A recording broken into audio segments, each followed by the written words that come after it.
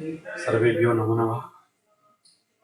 श्री सोमनाथ संस्कृत विश्वविद्यालय द्वारा आयोजित शास्त्र परिचय प्रकल्पे भवतां सर्वेषां हार्दं हार्दं स्वागतं व्याहरामि। विश्व साहित्येषु वैदिक साहित्यं प्राचीनतम साहित्यं मन्यते। वैदिक साहित्ये चत्वारः विभागाः सन्ति: संहिता, ब्राह्मण ग्रन्थाः, आरण्यक ग्रन्थाः, उपनिषद ग्रन्थाश्च। मम अद्यतन विषयः वर्तते उपनिषद भागस्य परिचयः। अस्मिन् पाठे वयम् उपनिषद शब्दस्यार्थः, तेषां महत्त्वं, शैली, कालश्च उपनिषदां संक्षिप्त परिचयः इत्यादि विषये चर्चां कुर्मः। सर्वप्रथमं वयं पश्यामः उपनिषद इति शब्दस्यार्थः।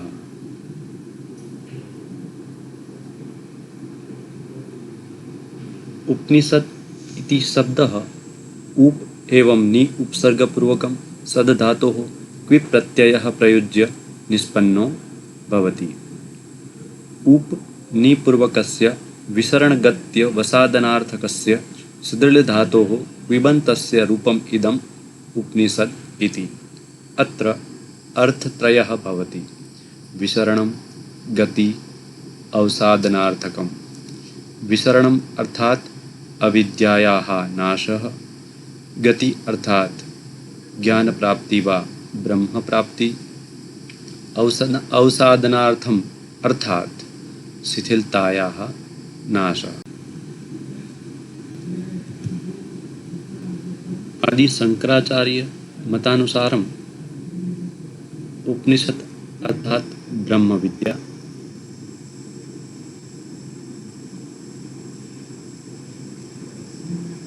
उपनिषदां वेदांत अपि उच्यते। वैदिक साहित्ये उपनिषद साहित्यम् अन्तिमम् आयाति, अतः वेदांत अपि कथ्यते।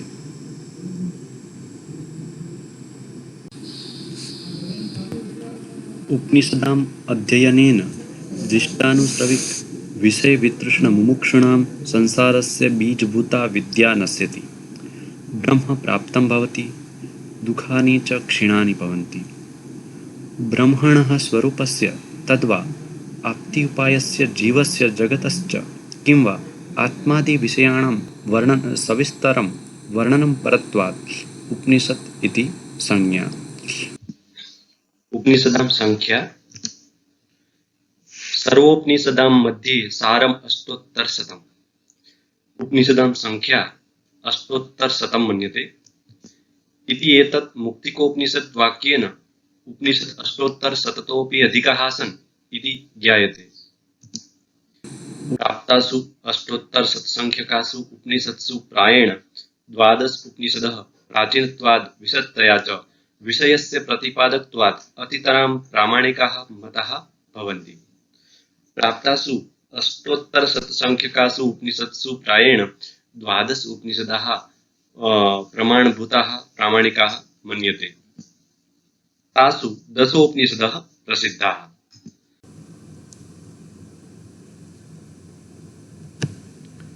मुण्डकोपनिषदि उपनिषदां संख्या निम्नरूपेण वर्णिता अस्ति: ईश, केन, कट्ठ, प्रश्न, मुण्ड, माण्डुक्य, तैत्तिरीः, ऐतरेयं च छान्दोग्यं, बृहदारण्यकं 10। इमाः उपनिषदः प्राचीनाः प्रमाणभूताः मन्यते। उपनिषदां वेदानुसारं वर्गीकरणम्: ऋग्वेदीयोपनिषद, ऐत्रेय, कौशितकी च। ऐतरेय, कौशितकी च। ऐतरेय एवं कौशितकी उपनिषद ऋग्वेदीय वर्तते। कृष्णयजुर्वेदीयोपनिषद,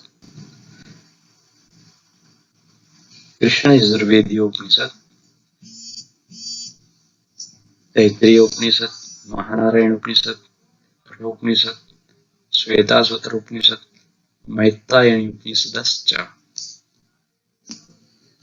शुक्लयजुर्वेदीयोपनिषद, शुक्ले यजुर्वेदी उपनिषद्द्वयं वर्तते।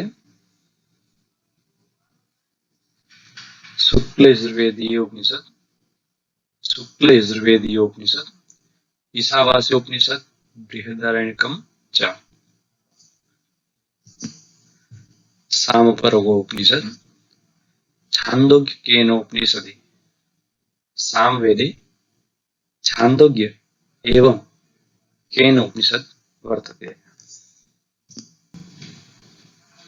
अथर्वेदीयोपनिषद, मुण्डकोपनिषद, माण्डुक्योपनिषद, प्रश्नोपनिषदश्च। इमाः उपनिषदः नितरां प्रथिताः प्राचीनाः प्रमाणप्राप्ताः सन्ति।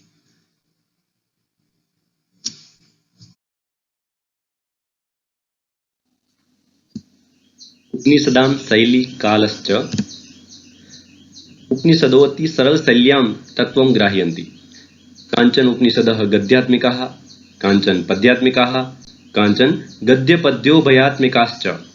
आसां तत्त्वप्रकाशन शैली यथा कठोपनिषदि वर्णितमस्ति यथा यत् आत्मानं रथिनं विधि शरीरं रथमेव तु बुद्धिं तु सारथी विधि मनः प्रग्रहमेव च इन्द्रियाणि हयानाहुर्विषयास्तेषु गोचरान् आत्मेन्द्रियमनोयुक्तं भोक्तेत्याहुर्मनीषिणः।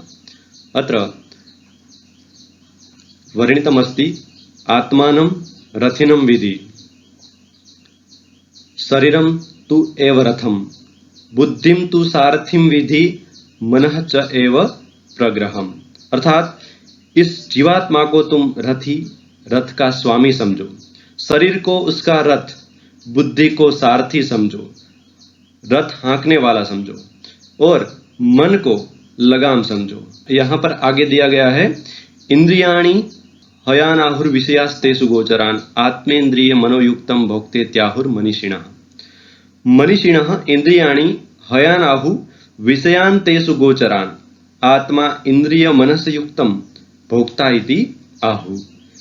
अर्थात मनीषियों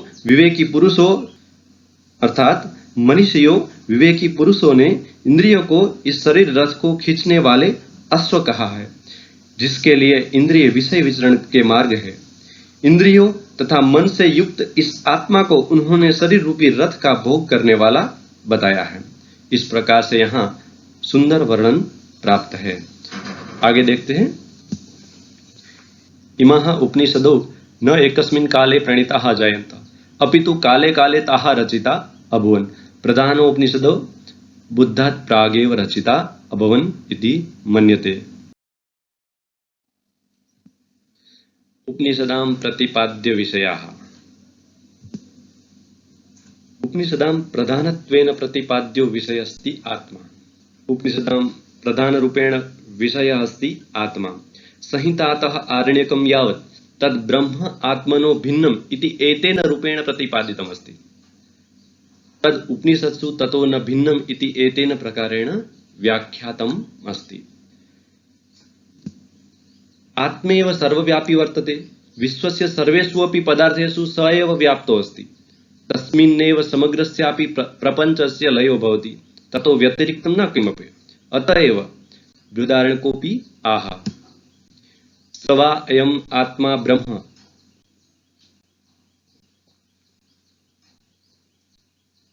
स वा अयम् आत्मा ब्रह्म विज्ञानमयो मनमयः स वा अयम् आत्मा ब्रह्म विज्ञानमयो मनोमयः प्राणमयश्चक्षुर्मयः श्रोत्रमयः पृथिवीमयः आपोमयो वायुमयः आकाशमयस्तेजोमयः अतेजोमयः काममयो अकाममयः क्रोधमयो अक्रोधमयो धर्ममयो अधर्ममयः सर्वमयः इति। नायम् आत्मा वेदाध्ययनेन लब्धुं शक्यो न च सद्धारणाशक्त्येव साधको हि यम् आत्मानं वृणते तेनैव स तम् आप्तुम् इष्टे। सम्प्रति हि स्वयमेव आत्मा स्वकीयं रूपम् अभिव्यक्ति। सम्प्रति हि स्वयमेव आत्मा स्वकीयं रूपम् अभिव्यक्ति। अतः उपनिषदि श्रूयते नायम् आत्मा प्रवचनेन लभ्यो न मेधया न बहुना श्रुतेन यमेवेष वृणते तेन लभ्यस्तस्यैव आत्मा विवृणते तनुष्वाम्। सृष्टिवर्णनम् उपनिषदि सृष्टिवर्णनमपि प्राप्यते।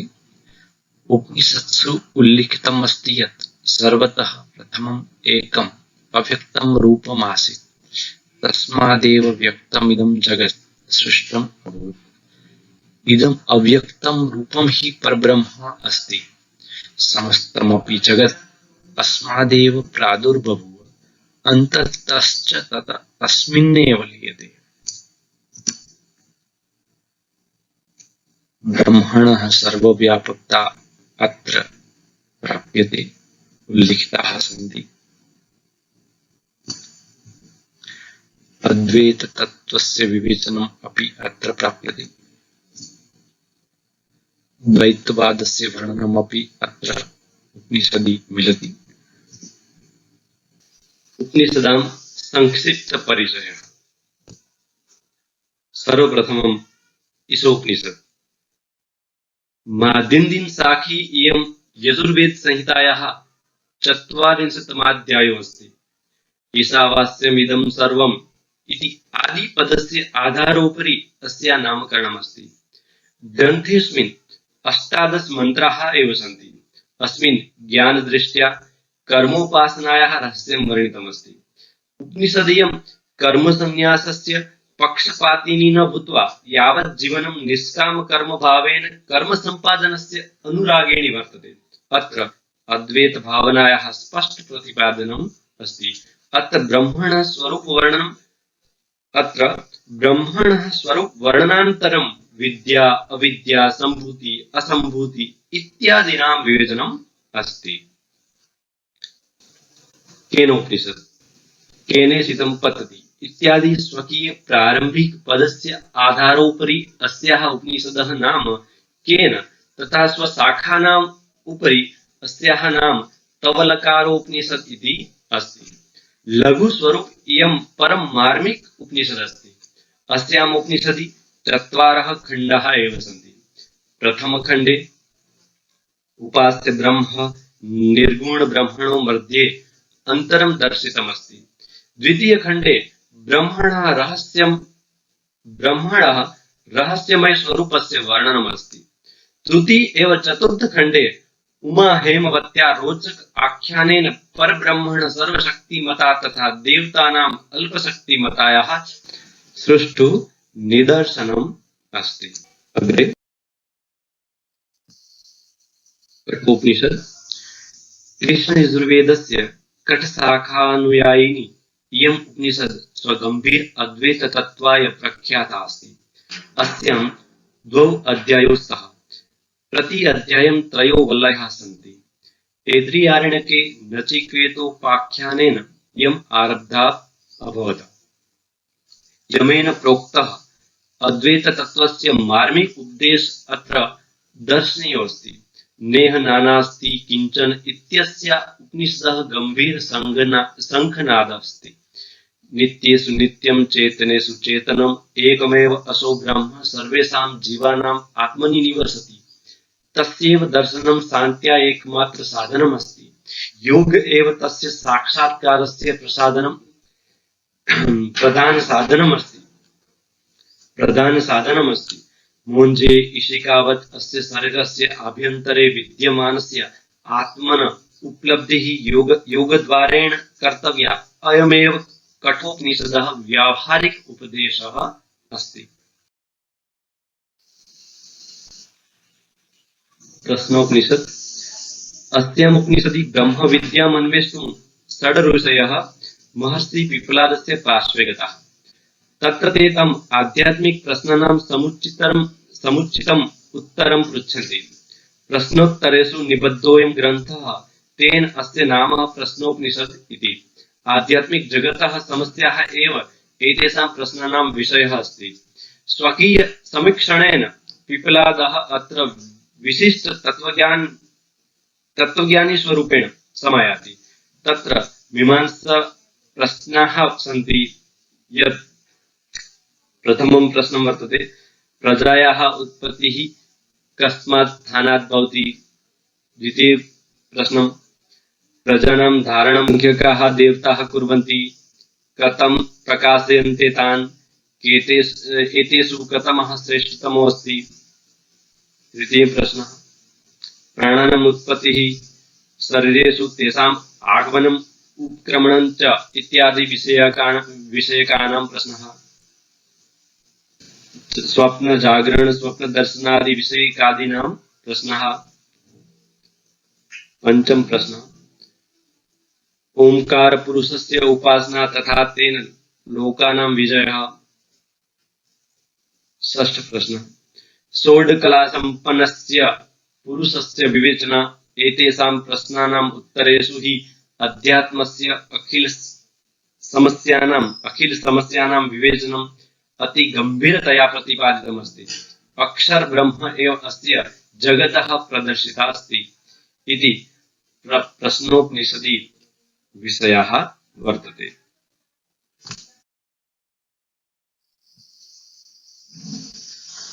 मुण्डकोपनिषद अथर्वेदीयोपनिषद इयं मुण्डक निमित्ताय निर्मिता अस्ति। मुण्डक पदस्य अर्थो भवति मुण्डन सम्पन्नो जन इति। अस्याम् उपनिषदि स्वज्येष्ठसुताया धर्मेण ब्रह्मणा प्रदत्तं ब्रह्मविद्यायाः उपदेशः अस्ति।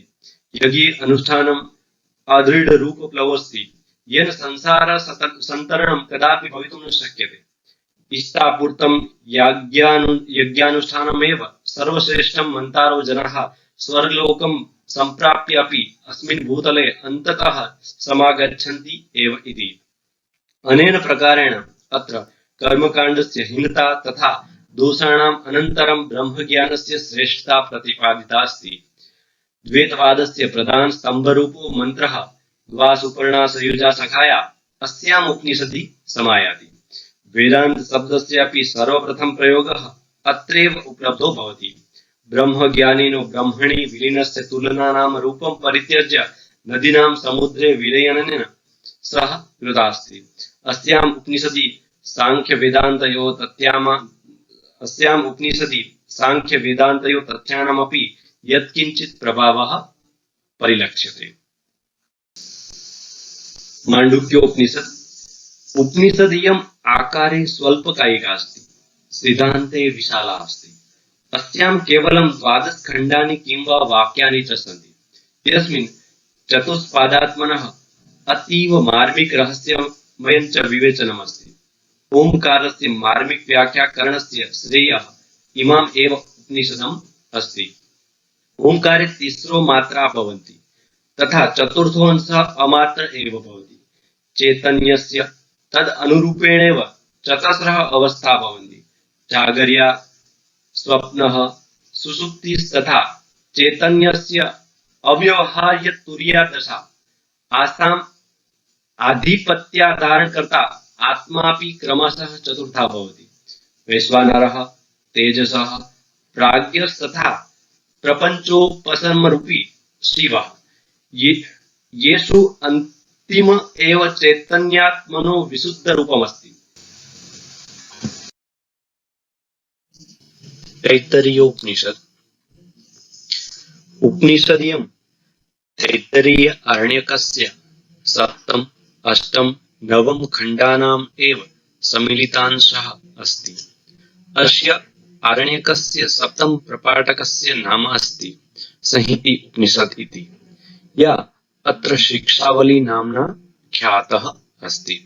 आरण्यकस्य वारुणी उपनिषद भृगुवली च नाम्ना प्रख्यातः अस्ति। अतो ब्रह्मविद्याया दृष्ट्या वारुणी उपनिषद एव प्राधान्यम् अस्ति। किंच चित्तशुद्ध्यर्थं तथा गुरुकृपा प्राप्त्यर्थं शिक्षावल्या अपि गौणरूपेण उपयोगः अस्ति। अस्मिन् कतिधाः उपासनाः गुरुशिष्य सम्बन्धिनः शिष्टाचारस्य निरूपणम् अस्ति। एकादशतमे अनुवाके स्नातकेभ्यः उपयोगिनः शिक्षाया एकत्र निरूपणम् अस्ति। अनेन निरूपणेन शिक्षाया उच्च आदर्शस्य पूर्ण परिचयः प्राप्तः भवति। ब्रह्मानन्दवल्ल्यां ब्रह्मविद्यायाः निरूपणम् अस्ति।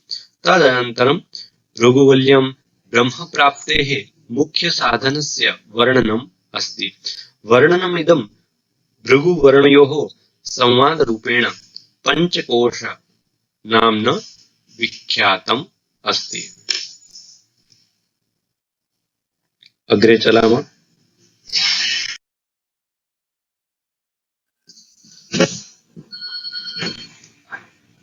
ऐत्तरेयोपनिषत्।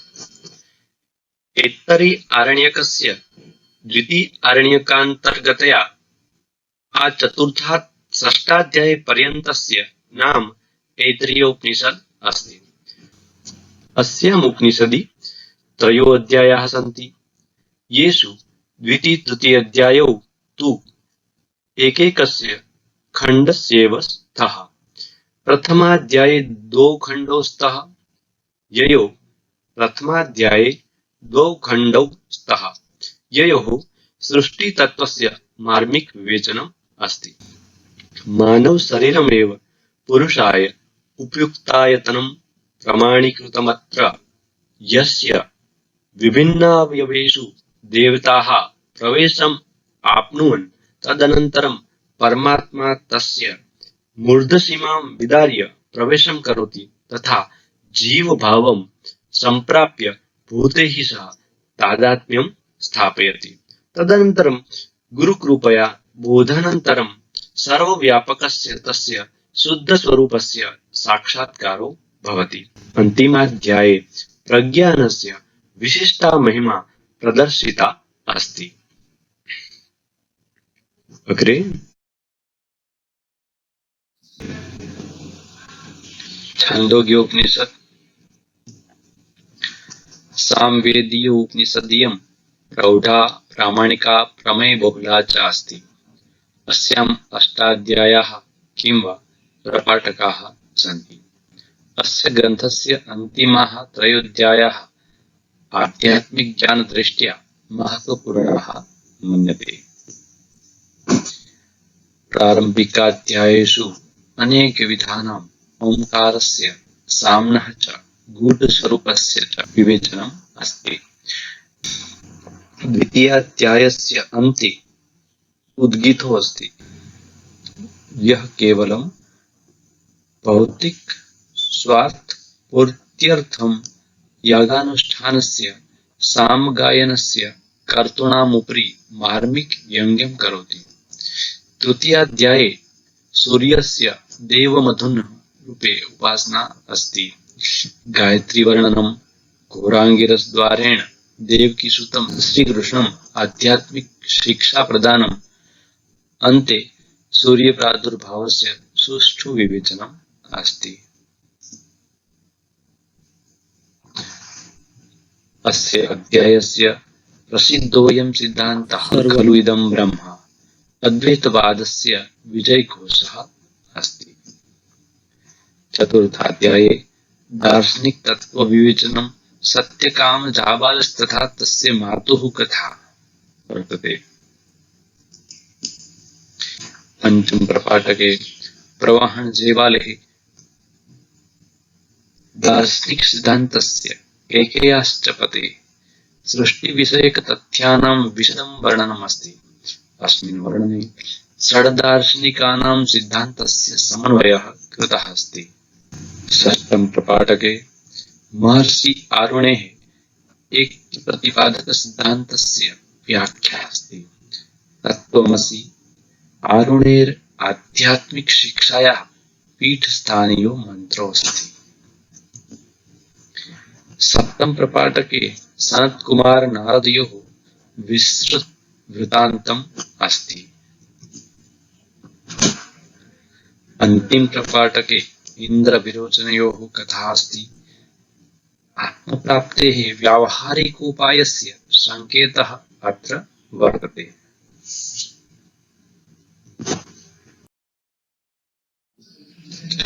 बृहदारण्यकोपनिषत्। न केवलम् इयं परिमाणे विशालास्ति, प्रत्युत तत्त्वज्ञानस्य प्रतिपादनेऽपि गम्भीरा प्रामाणिका च अस्ति। अस्यां षडध्यायाः सन्ति। अस्याः उपनिषदः सर्वस्वं दार्शनिकः याज्ञवल्क्यः अस्ति, यस्य उदात्त आध्यात्मिक शिक्षातः ओतप्रोता इयम् अस्ति। प्रथमाध्याये प्राणानां श्रेष्ठतायाः तथा सृष्टिविषयक सिद्धान्तानां च वर्णनम् अस्ति। द्वितीयाध्यायस्य प्रारम्भे अभिमानिनः गार्ग्यस्य तथा शान्तस्वभावस्य काशीराज्ञः अजातशत्रोः रोचकसंवादोऽस्ति। अस्मिन्नेव अध्याये याज्ञवल्क्येन सह साक्षात्कारो भवति, यः स्वपत्न्यौ मैत्रेयी कात्यायनयोर्मध्ये स्वकीयं धनं विभाज्य वनं गतः। अत्रैव मैत्रेयीं प्रति तस्य दिव्यदार्शनिकसन्देशः श्रवणगोचरो भवति। तृतीये चतुर्थे च अध्याये जनक-याज्ञवल्क्ययोः आख्यानं वर्तते। पञ्चमाध्याये नानाविधानां दार्शनिकविषयाणां विवेचनमस्ति। षष्ठाध्याये प्रवहण-जेबेलिस् तथा श्वेतकेतु आरुणेयस्य दार्शनिकसंवादोऽस्ति। अस्मिन् जेबेलिः पञ्चाग्निविद्यायाः विशदविवेचनं कृतवान्। उपनिषद्युगस्य याज्ञवल्क्यः सर्वमान्यतत्त्वज्ञः आसीत्, यस्य सम्मुखे तत्त्वविद् जनकोऽपि नतमस्तको भूत्वा अभ्यासेन ज्ञानार्जनात् परामुखो न अभवत्। न केवलम् असौ सिद्धान्तवादी आसीत्, अपितु व्यवहारे तत्त्वज्ञानस्य अपि उपदेशकः आसीत्। तस्य अयम् उपदेशः बृहदारण्यकस्य आध्यात्मिकशिक्षायाः महत्त्वपूर्णम् अङ्गम् अस्ति।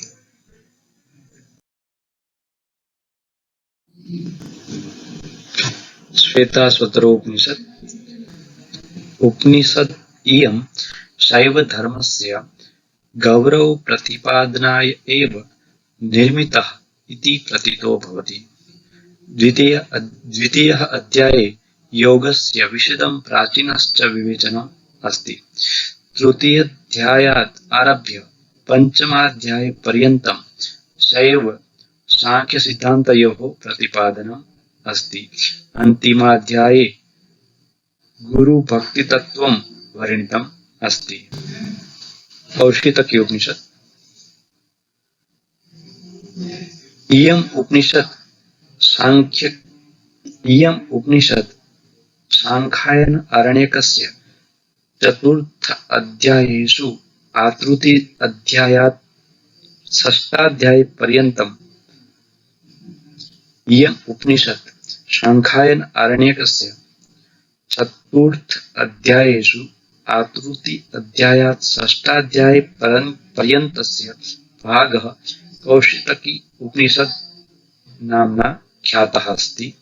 अत्र प्रजानां प्राणानां च महता वर्णितास्ति।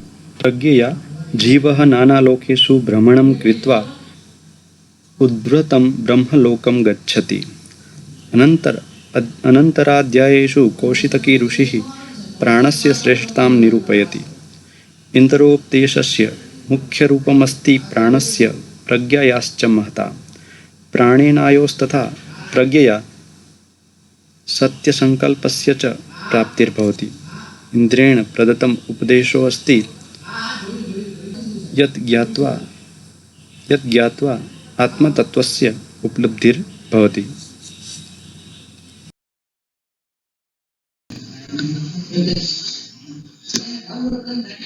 मैत्रायणी उपनिषत्। स्वविशिष्टसिद्धान्ताय एव उपनिषद् सदा प्रख्याता स्थास्यति। अस्याम् उपनिषदि सप्तप्रपाठकाः सन्ति। सम्पूर्णोपनिषद् गद्यात्मिक एव अस्ति, किञ्च स्थाने स्थाने पद्यमपि प्रदत्तम् अस्ति। अन्यासाम् उपनिषदाम् अपि उद्धरणानि अत्र मिलन्ति।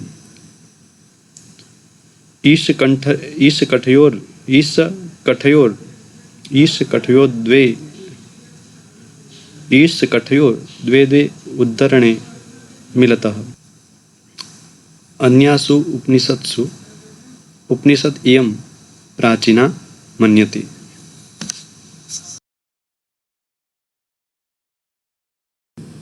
महानारायणोपनिषद महानारायणोपनिषद सायण भाष्येण सह प्रकाशित तैत्तिरीय आरण्यकस्य दशम प्रपाठकस्तथा तत्पूर्ववर्तिनो भट्टभास्करस्य भाष्येण सह प्रकाशित तद्ग्रन्थस्य षष्ठप्रपाठकः महानारायणोपनिषद या याज्ञिकोपनिषद किं वा केवलं नारायणीयोपनिषद इति नाम्ना अभिहितोऽस्ति। एतासु उपनिषत्सु अतिरिक्तं बाष्कलमन्त्रोपनिषत्, छाङ्गलेयोपनिषत्, आर्षयोपनिषत्, शौनकोपनिषद् इत्यादि उपनिषदः वर्तते। निष्कर्षरूपेण वयं पश्यामः यद्यपि उपनिषद्ग्रन्थस्यापि विधिप्रतिपादनमेव मुख्यविषयः तथापि वस्तुतेऽस्मिन् ऐतिहासिकग्रन्थे प्रायेण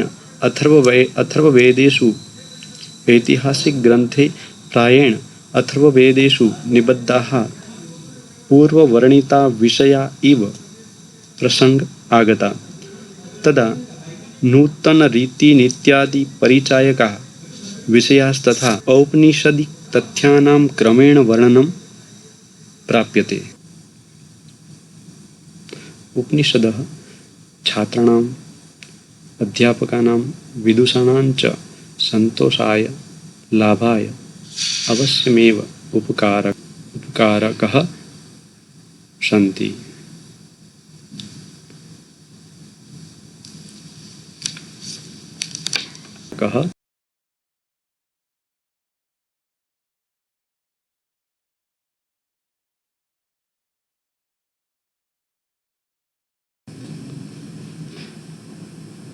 धन्यवादः।